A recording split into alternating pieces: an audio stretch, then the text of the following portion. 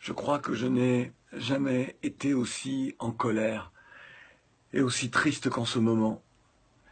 Moi, le descendant d'esclaves, dont les ancêtres furent déportés d'Africa pour être des bêtes de somme dans le Nouveau Monde, je découvre qu'en ce début de XXIe siècle, en cette fin d'année 2017, je découvre qu'en Libye, ce que nous redoutions, après les accords passés entre les uns et les autres, qu'en Libye, on est en train de vendre des Africains.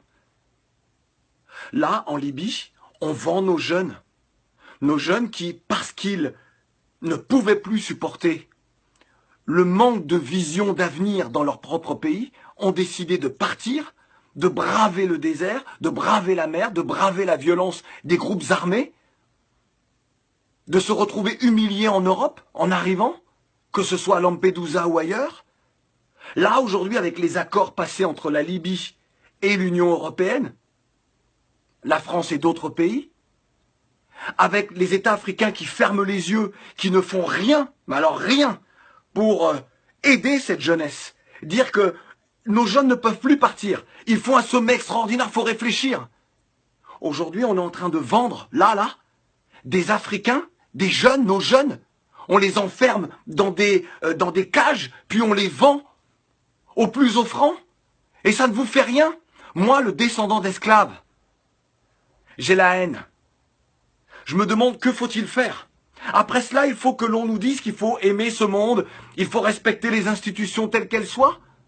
Alors que moi, je vais rester là, à ne rien dire, à ne rien faire, alors que, là encore, ce soir, un reportage de France Info nous montre ces jeunes que l'on vend. Et personne ne dit rien. Les dirigeants ne disent rien. Les intellectuels ne disent rien. Les journalistes ne disent rien du continent.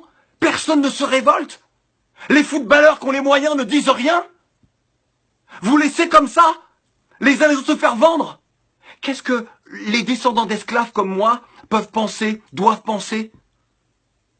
C'est donc ce qui s'est passé avec nos ancêtres il y a plusieurs siècles. On ferme les yeux. Vous ne comprenez pas ce qui se joue. C'est l'avenir d'une part de l'humanité.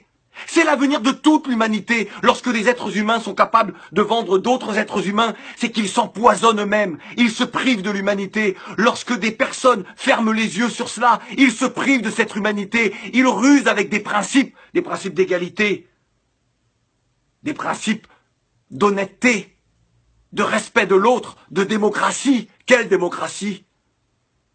Et celles et ceux qui subissent ça ne sont donc plus des êtres humains? C'est ça que vous acceptez aujourd'hui? Vous voulez quoi? Jusqu'où devons-nous aller pour nous faire entendre? Et là, je m'adresse aux dirigeants africains. Levez-vous, faites quelque chose. Vous voulez quoi? Que je vous supplie? Vous voulez quoi? Que nous entamions des grèves de la faim? Pour que vous réagissiez? Jusqu'à quand allez-vous profiter de l'argent, de la manne, que ce soit du pétrole ou d'autres matières premières de nos pays? Être dans les Panama Papers, dans les Paradise Papers, avoir des comptes partout, avoir des villas partout, et ne rien faire pour cette jeunesse? Combien de temps encore? Nous, on est prêts. On est prêts.